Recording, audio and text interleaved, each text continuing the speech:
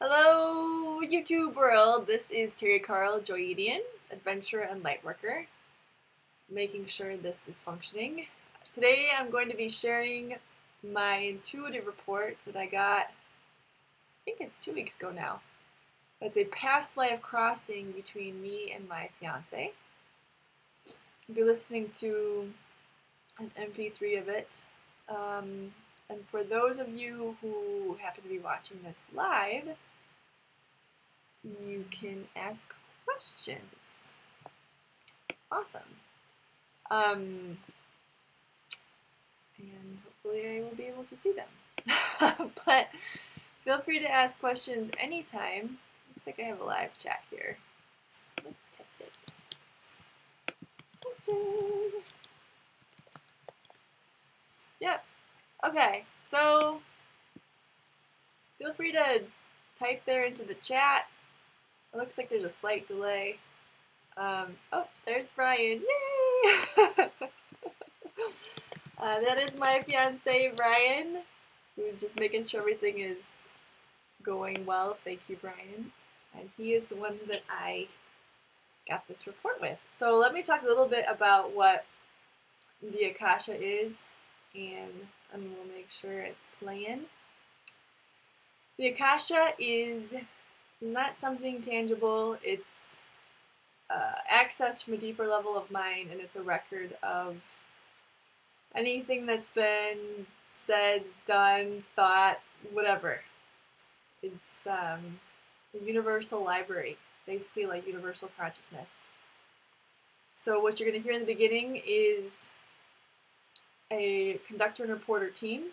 The conductor leads the reporter into a deeper state where they can access the Akashic records, the library, and they will specifically look for my vibration as well as Brian's and find a crossing between the two of us that is relevant to our current lifetime.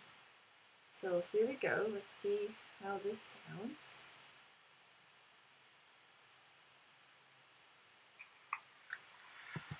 You'll search for the identity of the entity referred to as Teresa Larissa Carl. You will search for the identity of the entity referred to as Teresa Larissa Carl.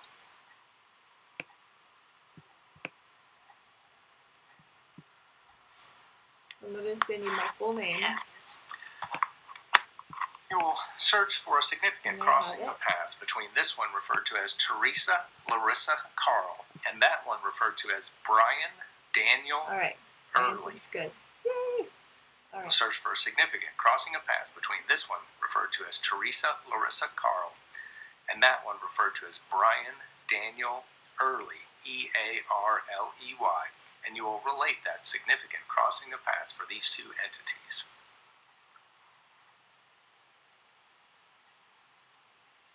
So again, if you're watching this live, feel free to ask any questions throughout. If you watch this after, feel free to make comments and ask questions.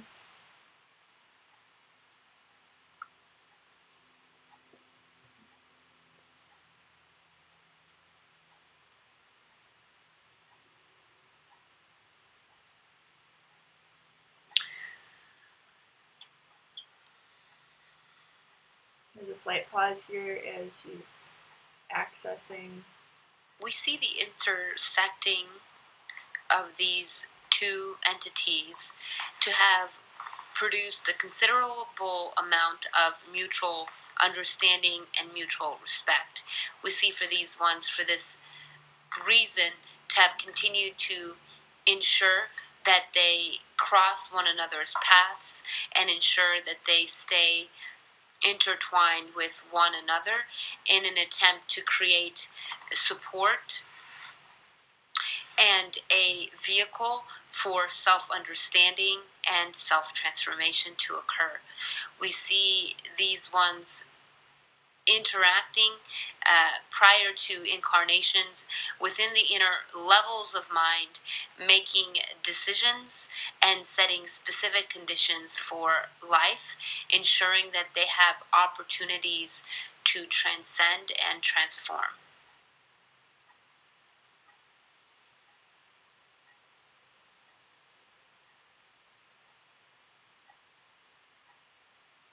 We see, therefore, this union, this interaction of souls towards one another is one that has been deliberate and intentional for a long period of time. And we see that throughout these interactions, these ones have been able to stabilize within themselves and been able to experience and expand beyond their own realm of understanding to something much more deeper. We see a particular lifetime in which these ones spent a considerable amount of time prior to incarnation in a state of objectivity, that is, in observance of each other's lifetimes and their own. And based on the observance and the objectivity of the lifetimes, these ones at this point decided to set conditions in order to complement what has been observed. We see these ones did not discuss these conditions with one another, and these ones trusted that if these ones needed to, they would cross paths. Therefore, there was a tremendous amount of surrender experienced in order to allow each other growth and transition. We see this particular incarnation, that this past incarnation, to have been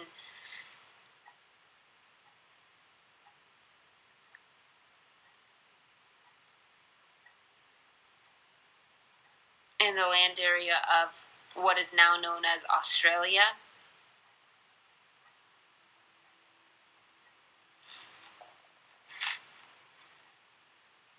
We see for these ones to have been born a couple days separate, apart from one another. We see these ones to have been born in separate tribes and quite a bit of distance from each other. We see for the one of the first vibration to have been born in male form, and we see for the one of the second vibration to have also been born in male form. We see the one of the second vibration was born with a twin, a female form. We do see that the twin did not survive, and this one did. We see for the one of the first vibration to have been born into a tribe in which much of the focus and attention was in the attentiveness to nature and the worshiping of the elements: fire, water, earth, air, and the willingness to see the elements as a manifestation of God, and to see nature as a representation of God's divinity and God's love. We see for the one of the second vibration to have been born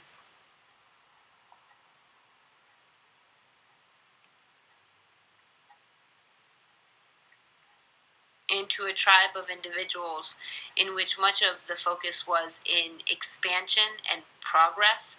These ones wanted to create new abilities and technologies in order to have a much more sustainable way of life and a much more practical existence.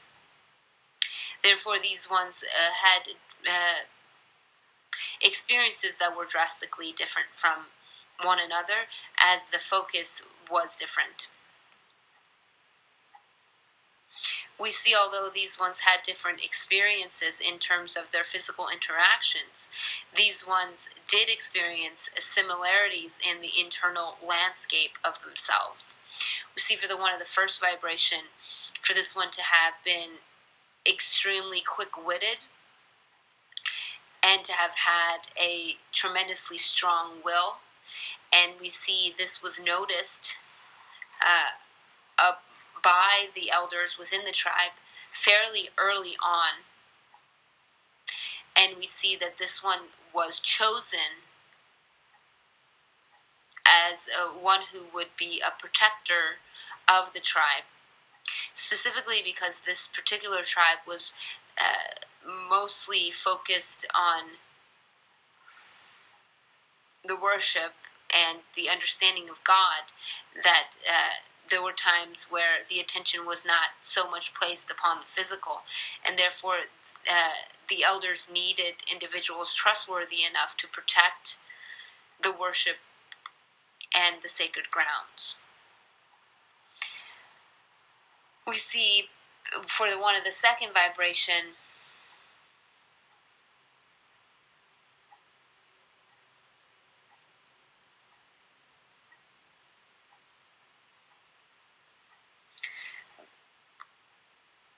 we see this one was highly intelligent, and this one began to draw ideas on paper of which could be utilized to make the experience of the tribe much more efficient in terms of shelter, food, bathing.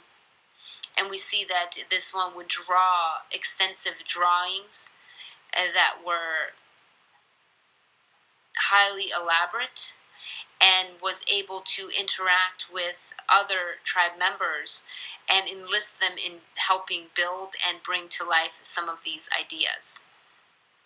We see, therefore, in some ways, these ones lived a parallel existence, as they both were living from their understanding and had a tremendous amount of alignment within themselves as they were experiencing that which they wanted to, and were giving of their talents and skills in such a way that was fulfilling for them. We see for the one of the first vibration, this one enjoyed service. This one experienced bliss when of service, and therefore being placed in a position to protect and attend to the tribe and the safety of the tribe gave this one an expanded ability to serve. We see for the one of the second vibration, this one's ability to use this one's ideas in such a way that was specific and clear, and in ways this one could see those ideas come to life, provided this one an opportunity to experience that which is heaven onto earth. These ones continued this type of fulfilling, productive lives, and did marry and establish a family of their own. We see these ones never actually interacted in that lifetime. We do see, though, that their legacy and their influence affected one another, and we see that they learned of each other through travelers, and therefore they had heard stories of one another, and these stories were so impactful to them that each one utilized the experience of the story to impact their own life. And therefore, although they did not physically meet or did not have a physical relationship with one another, these ones very much experienced each other's essence in a more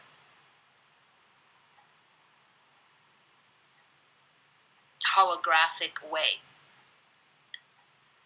We see that this did line up with the intention prior to incarnation, in that they were not concerned with how they interacted.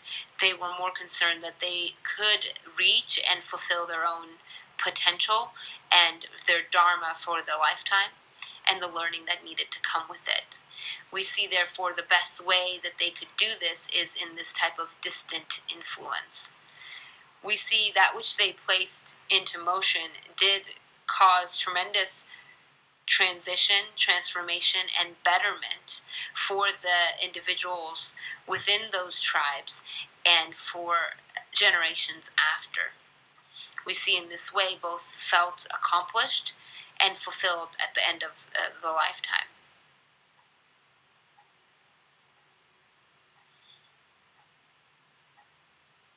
We see for the one of the first vibration to have withdrawn consciously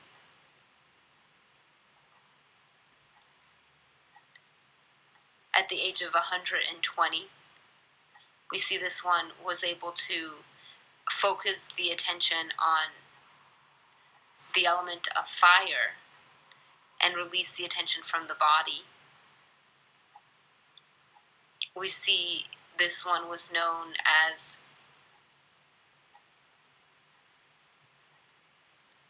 Lucky Tuma. We see for the time period to be in the 1400s. We see for the one of the second vibration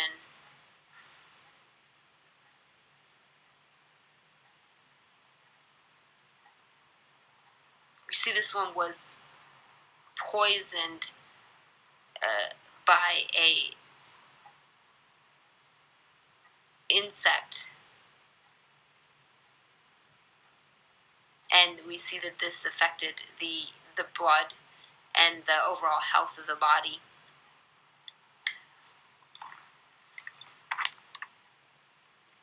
We see this one was 77 years of age at the time of withdrawal.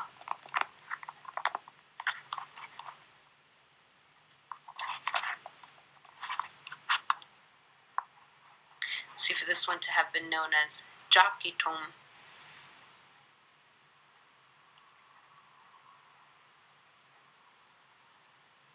This is all. What permanent understandings were built by these two in that lifetime?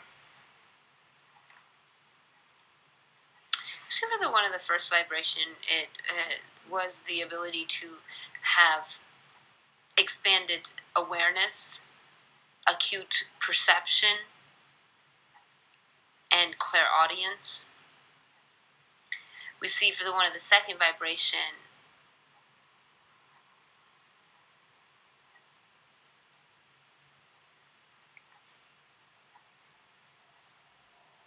it was the ability to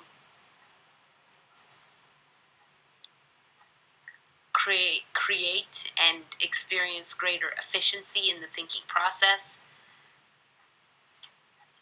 which then translated to efficiency in life and in the ability to evolve. Do you have any questions about that lifetime? Here we have a chance to ask questions. I don't usually ask questions about the Can lifetime, but I hear more this time about what I developed as far as perception and clairaudience? The one of the first vibration asks for a greater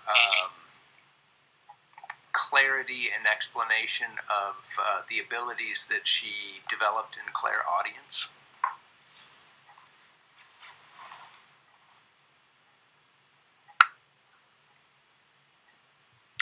See that this one was able to create a strong pathway within this one's akasha and within this one's substance in order to connect the ethereal to the physical. We see that this ability provided this one the experience to easily receive vibration in a form that could be translated into auditory sound. We see therefore this one greater develop the understanding of sound and harmony, and we see this built a foundation for this one to then reproduce this experience in different lifetimes in different forms by understanding the foundation of sound, vibration, and the pathway that connects the inner sound to the outer sound. We see that much of this has to do with this one's desire to know truth and this one's willingness to hear it. We see in regards to perception, this one built an ability to concentrate the mind in such a way to reduce the extra noise of the mind, and in the reduction of this noise, this one provide the self the opportunity to see clearly that which is already there. We see, therefore, this one's ability to be myopic and laser in the thinking allows this one an opportunity to perceive in the present time.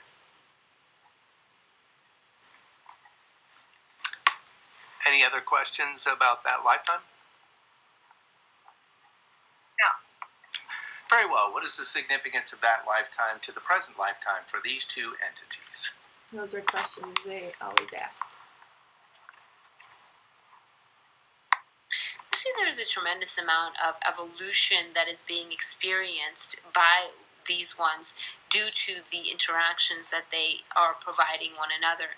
We see much of the evolution has to do with their own constitution and their own willingness to hear and perceive truth and their willingness to pursue this truth. We see some of this evolution has to do with the configuration of how they influence one another. There is not so much a need for these ones to directly influence each other by words or actions. It is mainly due to their presence and their own vibration, which causes an influence upon the other's mind. We see these ones provide an opportunity for mutual respect as they reflect back to one another themselves, and this provides a magnifying glass into who they are. And we see when they are willing to look and be present with it, it provides them opportunities for transformation. We see oftentimes these ones are willing. We see there are times where these ones react to the perception given and experienced, and we see it is at those times that the transformation can become stunted or slowed down.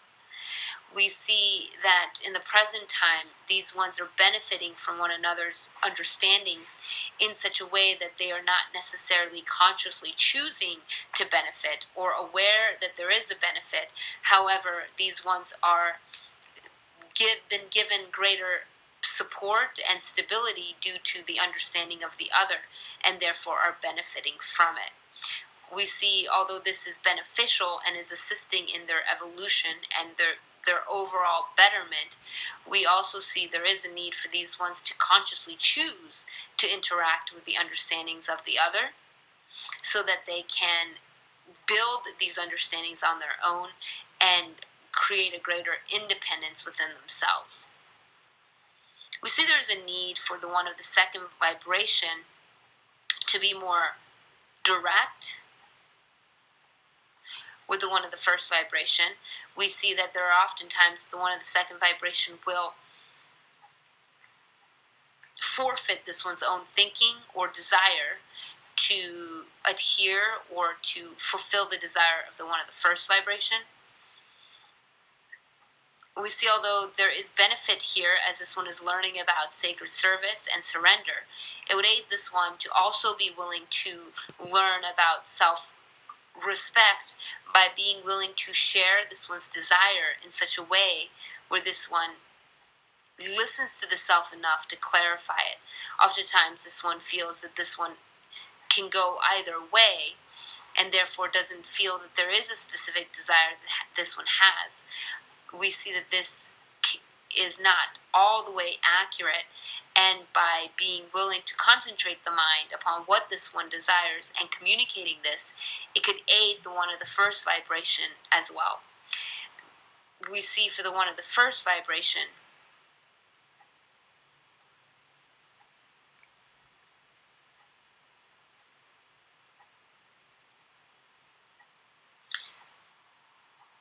there's a tremendous amount of maturity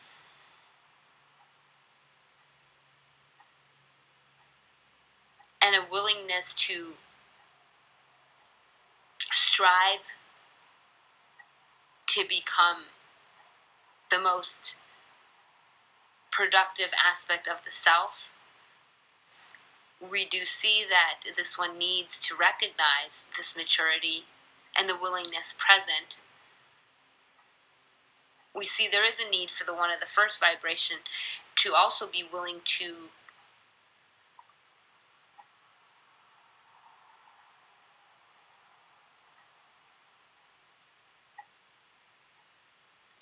ask more clarifying questions of the one of the second vibration in a way to attempt to assist the one of the second vibration to be drawn out and to then have greater clarity as well.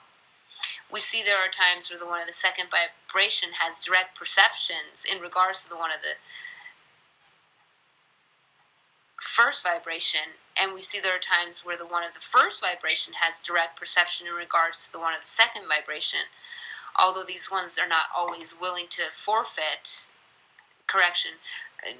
are not willing to share and communicate these perceptions.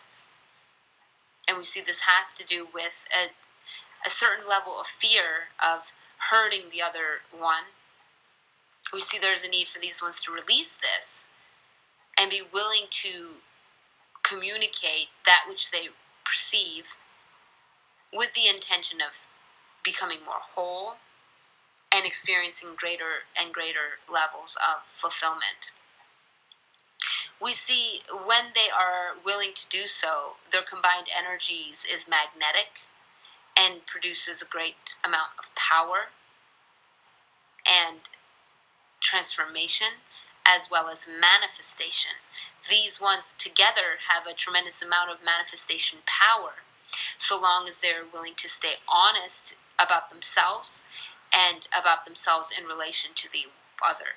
As they continue to be more honest with themselves and each other, their magnifying power will be exponential, and their potential for manifestation will be quantum, will have a quantum leap. We see there's a desire in these ones to experience the quantum field, to experience the abundance of the universe. And we see these ones this time have a potential to experience this as they apply and understand the suggestions given. We see a practice that they could engage in is to write down what they see in each other and to have a weekly time where they share what they see with neutrality. This will provide the deeper connection as well as a greater understanding of themselves and one another, which will then magnify their power and their ability to manifest.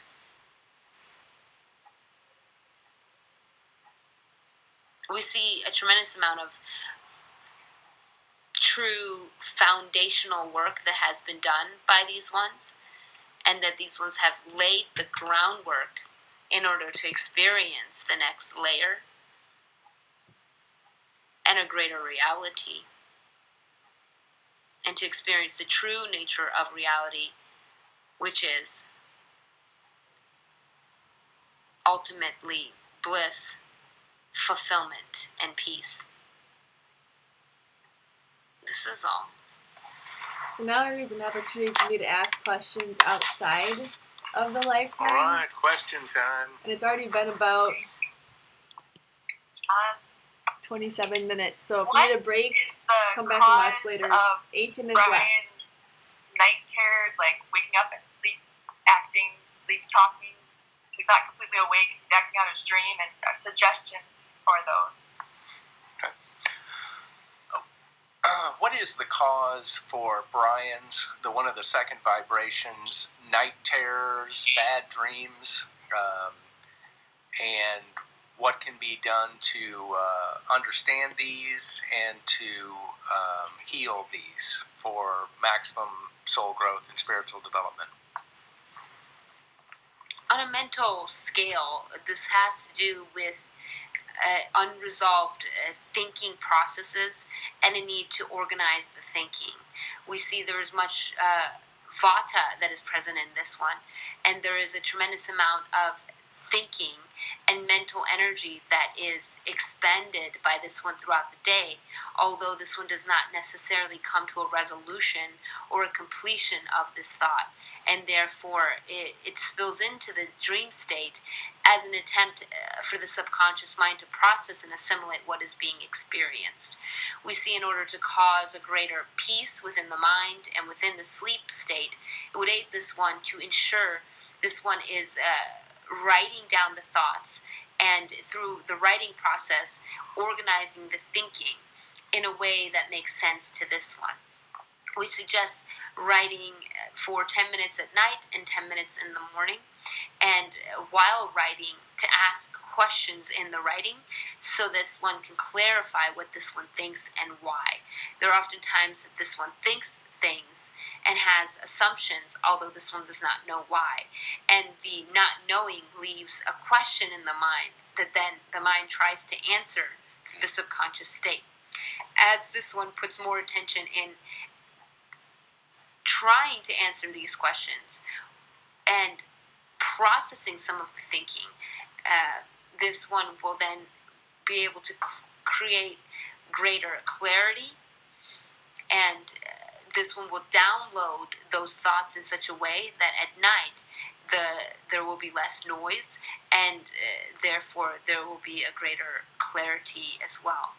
We see expressing this one's desires out loud will assist. It would aid this one to write out the top 20 desires that this one has on a piece of paper, and then to stand in front of the mirror and to say each desire out loud. The mere fact of writing and saying it will cause a tremendous amount of clearing and clarity in this one's mind and subtle body.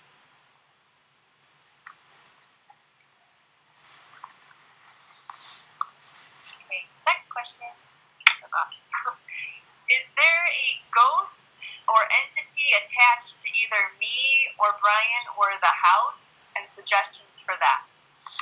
These ones ask, is there a ghost or an entity that is attached to either of them or to the house where they are living at right now? And if there is, what suggestions would be able to assist them to clear this energy?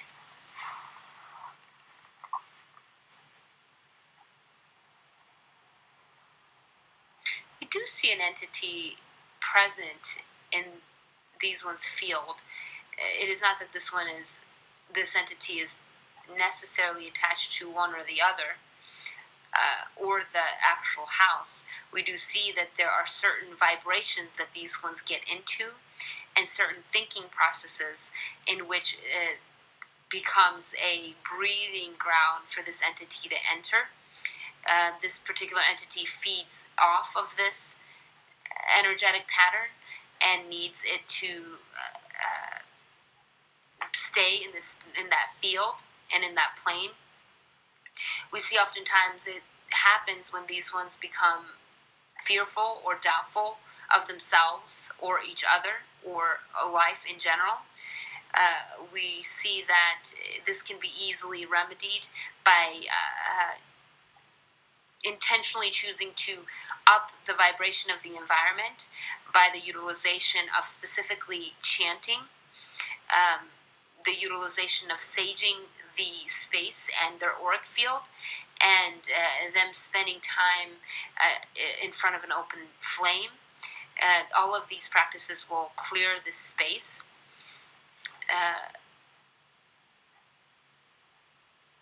This is all.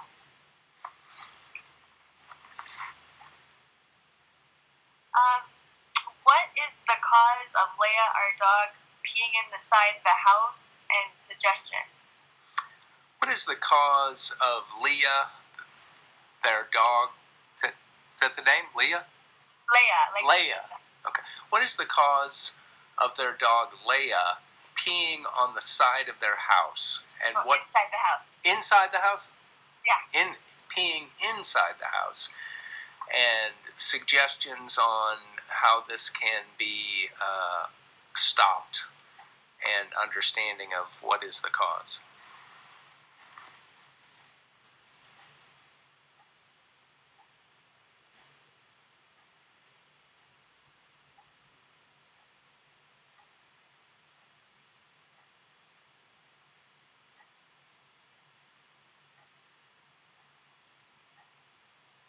You see, this one, the dog, is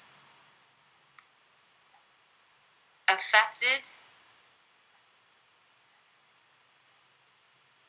when there is fear or doubt present, and we see this causes this one to be more erratic, and the actual act of peeing assists this dog to feel more grounded within the space and more protective of the space. We see once again intentionally increasing the vibration of the space through clearing, chanting, purification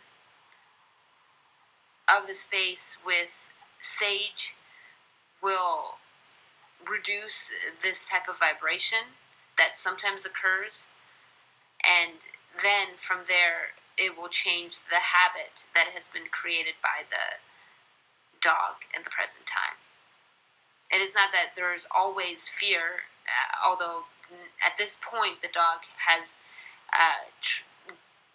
created a habit for doing so.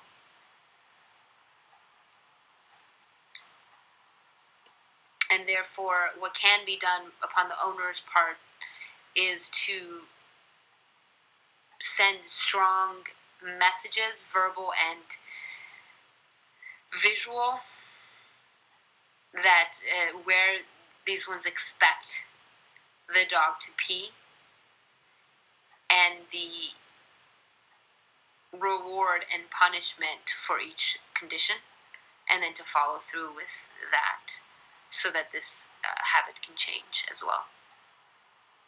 This is all.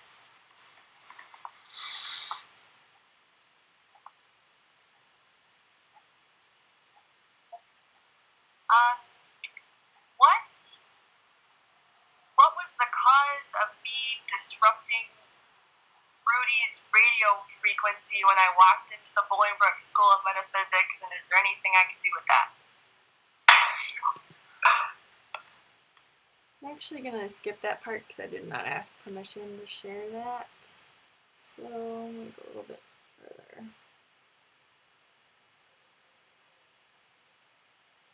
Distraction,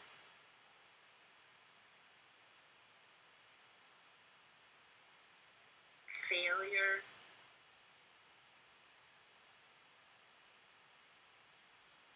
are not always problems. We see there's a need for this one to recognize that obstacles are opportunities, and we see there are times where in order for expansion to occur, there needs to be an obstacle that is experienced, so this one and the ones in the circumstance can expand beyond that obstacle to gain more and to learn more. We see there are times where this one recognizes this and adheres to it, And then there are times where this one is unable to see beyond the obstacle that is presenting itself. We see believing in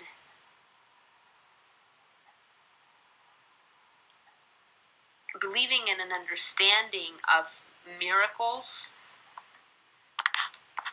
and the willingness to surrender to them.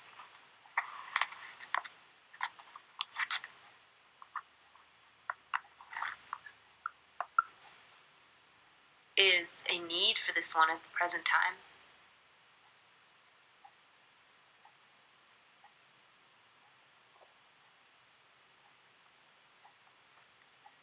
We see, therefore, there are opportunities that present themselves so that this one can experience this.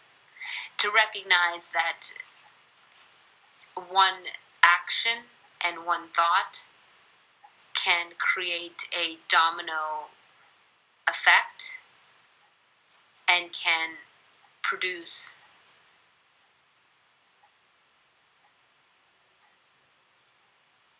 can be the final deciding factor in order to cause something to occur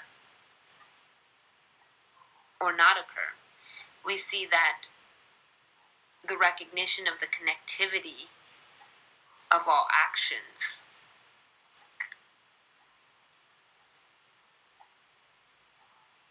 will assist this one. We see in the prior life there was an ability that this one had in being able to perceive this easily. And we see this is how this one protected the tribe, is this ability to see probabilities and follow through with them, as well as holding the attention and vision upon what was desired. This is all.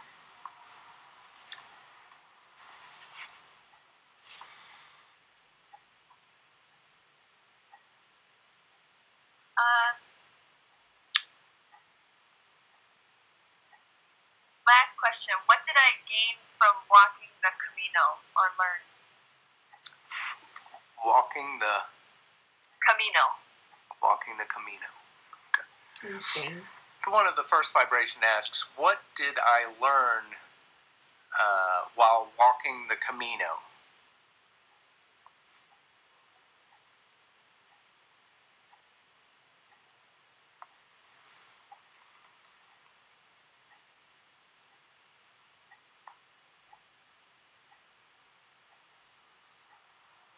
See, this one was able to see beauty in existence. We see this one is beginning to understand, due to this experience, the importance of the present moment, the importance of positive experiences, and the effect it has on the overall quality of life. We see this one learned the different expressions of life and the holographic nature of existence, as well as the holographic nature of this one's own existence. We see there is a need for this one in order to cause this to be permanent, to continue to place the mindset in where this one was during this experience, and to recognize that this one can have that type of consciousness wherever this one is. And it has more to do with the posture of the mind than a physical action or location. And we see this one is beginning to understand this in the present time. There's more depth that needs to occur, although this one has laid a strong groundwork to make this understanding permanent within the self. This is all.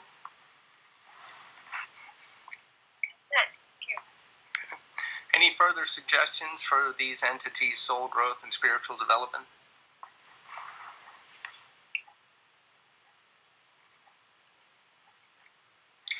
Would like these ones to draw a picture of the seed thought form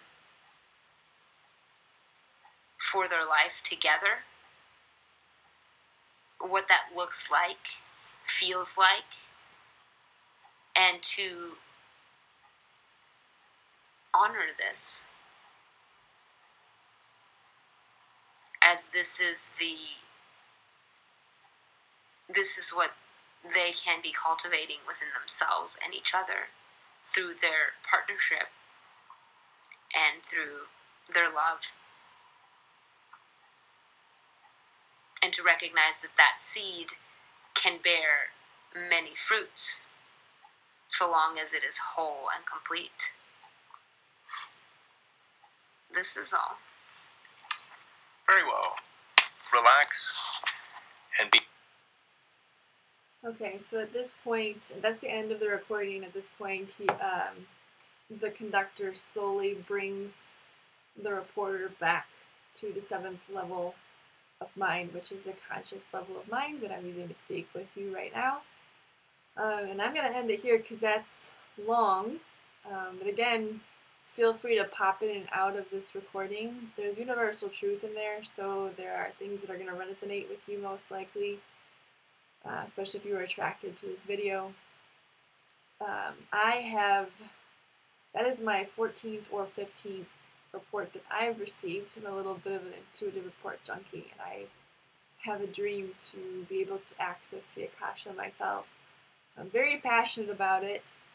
I've also transcribed many, many, many reports and gone to sessions where there have been multiple reports. So I've listened to very many reports. If you have any questions about the intuitive report process, what intuitive reports are, what different parts of the session involve, any of that, please feel free to ask. If you have any specific questions about this report, then please ask that as well. I've listened to the recording many times now and plan to continue listening to it until whenever I decide to get my next report, as well as going back over some of my older ones. So I've had plenty of time to begin processing all of this, and it's a lot.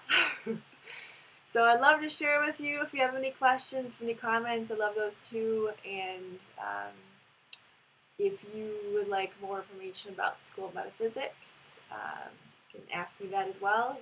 Particularly ask Terrence.